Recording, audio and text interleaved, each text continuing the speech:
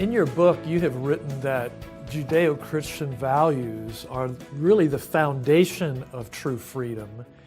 Is that why we should view attacks on religious liberty as the beginning of undermining the true freedoms that we enjoy? Look, they have been attacking our freedoms for decades. We just did not pay attention. We were not paying attention how our children in public schools have been indoctrinated or were being indoctrinated. And like I discussed in the book, the Judeo-Christian values are the bedrock of Western civilization. That's what made Western civilization great.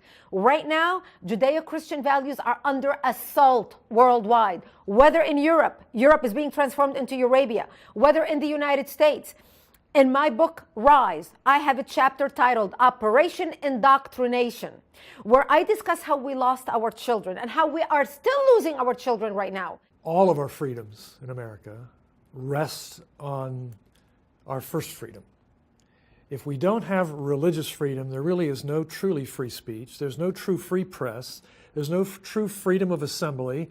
And if your religious freedom is limited, you don't even have the right to petition the government for the redress of grievances.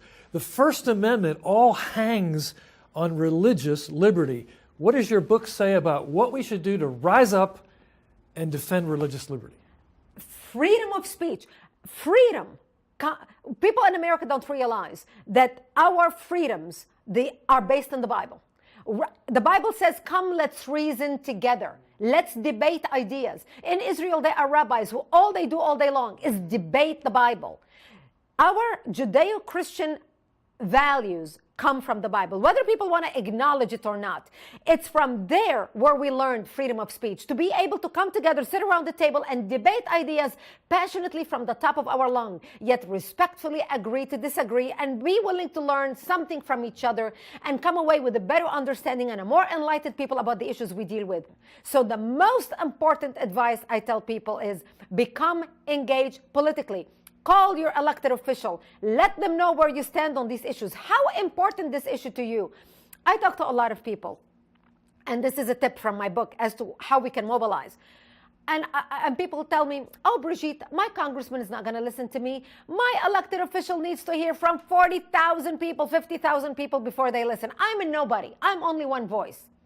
Wrong. I talk to elected officials all the time, and I ask them, how many people do you need to hear from to make an issue your top priority? And you'll be shocked. 40 to 50 people. That's it. Know your power as a constituent. People need to be engaged. They need to make that phone call. Don't give up. Don't say, oh, what is my voice going to count? Call your elected officials about the values that are important to you and about the laws that are important to you.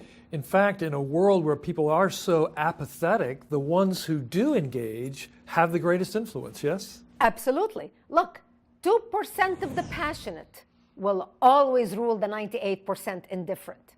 And I'm going to repeat that because I want to make sure people remember that. 2% of the passionate will always rule the 98% indifferent.